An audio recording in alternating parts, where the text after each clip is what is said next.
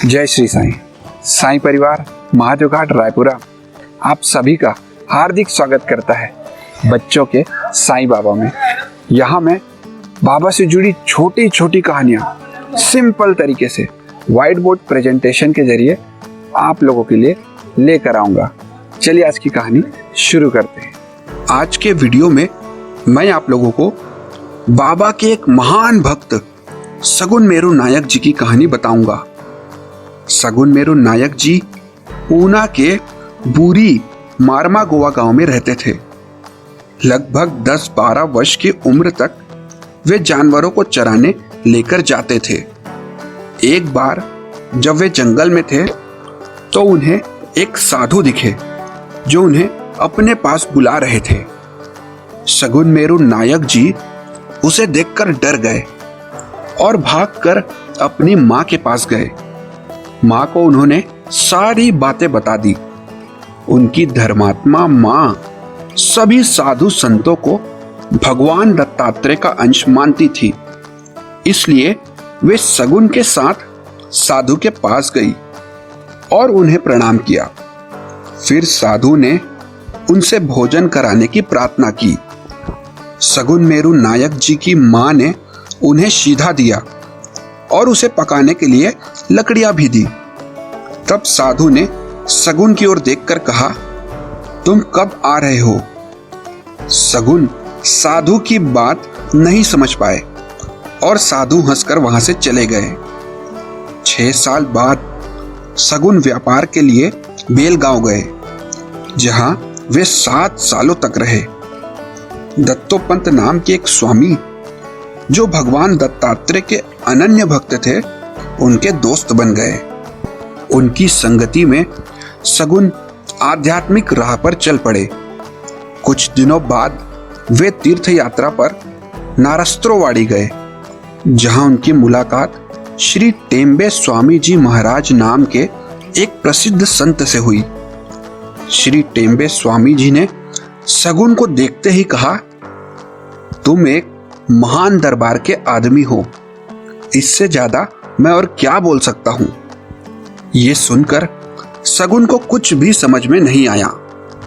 सगुन कुछ दिन अजुनकर महाराज और हुबली के सिद्धरुद्र महाराज की शरण में भी रहे। 2-3 साल बाद वे हैदराबाद गए, जहां उनकी मुलाकात एक सब इंस्पेक्टर से हुई। उस सब इंस्पेक्टर ने सगुन को एक सेठ जी से मिलाया जो साईं बाबा के भक्त थे। सेठ जी ने बाबा की कीर्ति का गुणगान सगुन जी से किया और सगुन जी बाबा के दर्शन के लिए शिरडी जाने को आतुर हो गए। वसैया सरकार सेठ की बेटी की टांगों को लकवा मार गया था। वे खुद से खड़ी भी नहीं हो पाती थी। वसैया सरकार अपनी बेटी के साथ सगुन मेरू नायक जी को भी शिरडी लेकर गए। ये बात सन 1911 और 12 के आसपास की है। जिस समय वे लोग शिरडी पहुंचे, उस समय बाबा लेंडी बाग से द्वारिका माई जा रहे थे। सगुन को देखते ही बाबा कहने लगे, तुम तो मोटे दरबार से आए हो। मोटे दरबार से बाबा का मतलब सिद्धरुद्र महाराज से था। फिर बाबा ने आगे कहा, तुम कब आए? तुम्हें क्या चाहिए? सगुन ये सब सुनकर आश्चर्यचकित होकर चुप रहे। पहली ही मुलाकात में बाबा ने ऐसा कहकर सगुन मेरू नायक जी को अपनी सर्वव्यापकता का आभास करा दिया था। उनके साथ आए वसैया सरकार और उनकी बेटी ने बाबा को प्रणाम किया। वसैया सरकार ने बाबा से अपनी बेटी को ठीक करने का आग्रह किया। बाबा ने उन्हें आशीर्वाद दिया और द्वारिका माई की ओर चल पड़े। सगुन मेरू नायक जी प्लानिंग कर रहे थे कि वे 2-3 दिन शिरडी में रुककर वापस हैदराबाद लौट जाएंगे। वे बाबा के दर्शन करने द्वारिका माई जाने लगे। तीसरे दिन वसैया सरकार की बेटी के पैरों में अचानक हलचल शुरू हुई। ये बहुत आश्चर्य की बात थी, क्योंकि उन्होंने अपनी बेटी का इलाज शहर के बड़े बड़े डॉक्टरों से कराया था, पर कोई फायदा नहीं हुआ था। पर यहाँ शिरडी में बिना किसी इलाज के सिर्फ बाबा के दर्शन और विभूति से बच्ची के पैरों में हलचल शुरू हो गई थी। सगुन इस घटना से उत्साहित थे, पर उनके मन में हैदराबाद वापस जाने का विचार भी चल रहा था। पर दूसरी ओर बाबा की अलौकिक शक्ति ने उन्हें शिरडी में ही रोककर रखा था। सगुन कंफ्यूज थे। वे तीसरे दिन से वापस जाने के लिए बाबा से आज्ञा मांगने लगे, पर बाबा कुछ नहीं बोले। वे चुप रहे। पांचवें दिन बाबा ने सगुन को अपने पास बुलाकर कहा, तुम्हारा दिमाग अभी तक स्थिर नहीं है। फिर बाबा ने सगुन मेरू नायक जी को उनके बचपन की एक घटना याद दिलाते हुए कहा, तुम्हें याद है जब तुम बच्चे थे तब तुम गायों को तालाब लाया करते थे। मैं वहां आया था, तुम मुझे देखकर डर गए। तुम्हारी माँ ने मुझे सीधा और जलाने के लिए लकड़ियां भी दी थी। क्या अब तुम्हें कुछ याद आया? ये सब सुनकर सगुन को 15-16 साल पुरानी घटना तुरंत याद आ गई। वे रोते रोते बाबा के चरणों में गिर गए और वे समझ गए कि बाबा ही साक्षात परब्रह्म स्वरूप हैं। सगुन को वो घटना बहुत अच्छे से याद थी और यहाँ बाबा ने उन्हें ये घटना सुनाकर ये एहसास दिला दिया कि वे सभी में समाये हुए हैं। सगुन बाबा को एक टक ही निहारते रहे। तब बाबा ने हंसते हुए बोला, तुम पागलों की तरह मुझे क्यों घूर रहे हो? हमारे माता पिता यही हैं, हमें यही रहना चाहिए। यही रहकर कुछ करो, ईश्वर तुम्हें बरकत देगा। तुम मेरी देखभाल करो, मैं तुम्हारी देखभाल करूंगा। इस घटना के बाद सगुन के मन में बाबा के प्रति श्रद्धा और प्रेम फूट पड़ा। वे परमानेंटली शिरडी में बस गए। उन्होंने शिरडी में एक होटल खोला और वहीं अपना जीवन व्यापन करने लगे। अपने होटल में ही वे बाबा की फोटो, आरती की किताब, अगरबत्ती और पूजा के सामान बेचने लगे। उन्हें अब किसी चीज की कोई चाह नहीं थी। सगुन मेरू नायक जी का होटल ठीक उसी जगह पर था जहां शिरडी आने वाले तीर्थयात्री रुका करते थे। उधर दूसरी ओर वसैया सरकार अपनी बेटी के साथ शिरडी में ही रुके रहे। तीसरे दिन से उनकी बेटी के पैरों में हलचल शुरू हो गई थी और 8वें दिन आते आते वो पूरी तरह से ठीक होकर अपने पैरों में चलने लगी। बाबा की अदृश्य शक्ति का ही फल था कि लकवे से ग्रस्त लड़की 8 दिनों में ही ठीक हो गई। ये सब देखकर वहां मौजूद लोग आश्चर्यचकित हो गए। साईं के दरबार से कभी कोई निराश नहीं लौटता। वसैया सरकार अपनी बेटी को ठीक देखकर बहुत खुश हुए।